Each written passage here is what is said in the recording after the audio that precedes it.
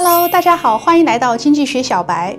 有一个问题在我的头脑里琢磨了很久，就是想不清楚，为什么到了21世纪，全世界的人口平均寿命是70岁，非洲的人均寿命只有40到50岁，而且仍然会有人饿死，非常的贫穷，没有钱上学。它在历史上从来就没有繁荣过，都在同一片蓝天下。人与人之间，国家和国家之间的差距为什么会这么大？我查看了一些资料，主流媒体是说，因为非洲一直是殖民地，奴隶贸易和剥削对非洲造成了长期的负面影响，殖民时期的资源掠夺也是原因之一。可是，在历史上，国家之间都有互相掠夺和殖民，但是现在都出现了经济增长，这些理由并没有说服我。于是我又查看了一些资料，还是在托马斯寿的经济频道找到了学校和书本没有的答案，终于明白为什么非洲会贫穷。第一个原因是非洲比欧洲大陆要大很多，但是它的海岸线很短，海岸的水域浅，而且港口少。在欧洲有很多海岸的凹陷地，这些地方很方便船只停靠。非洲的海岸线短，没有港口，只能用小船将货物卸下，再输送进入大陆。非洲人不是海上民族，缺乏大规模的海上贸易，从海洋进入内陆的可航河流也少，河口进入海洋的地方还有一些被沙质堵塞。狭隘的海岸平原，平均宽度近为20英里，背靠悬崖，很难有大的国际贸易。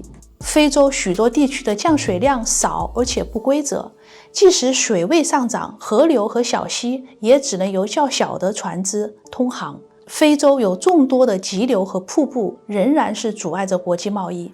例如刚果河，全长2900英里，仅次于亚马逊河的水量，但是它靠近海洋的急流和瀑布阻止了远洋船只进入内陆。撒哈拉以南非洲没有一条河流从开放海洋延伸到内陆，仅有尼罗河在地中海沿岸深入到内陆。在非洲历史上，能够弥补运输成本较少的商品只有黄金、奴隶和象牙。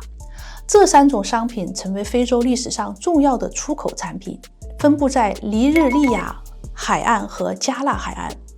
第二个原因是非洲热带地区大部分是高原，整个大陆基本上都高于海平面1000英尺，一半的大陆高于海平面2500英尺。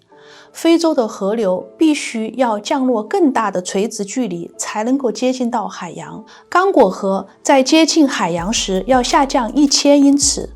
20世纪末，对亚洲和非洲几个国家的谷运成本比较发现，在非洲运输成本在消费者的价格中所占的比例是最高的。第3点，非洲的内陆腹地与开放海洋之间的距离比欧洲要长。撒哈拉以南离海洋超过500英里，其中一部分地区超过1000英里。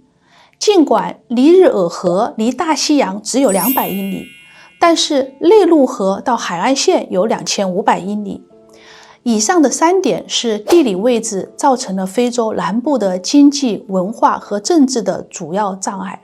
第4点是非洲是热带地区，腹地有蝗虫，这种昆虫携带一种致命的疾病，不仅影响了动物，还影响到人类。还有一种寄生虫，通过蚊子的叮咬后，人可以得疟疾，大约每年有40万人死亡，影响到了动物没有办法载货，缺乏了陆地交通的帮助。非洲人经常把捆绑物放在头上，组成了5颜6色的商队，人力运货。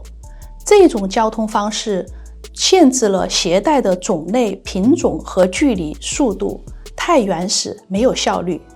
总结4点，地理位置加上气候造成了非洲贫穷的根本原因。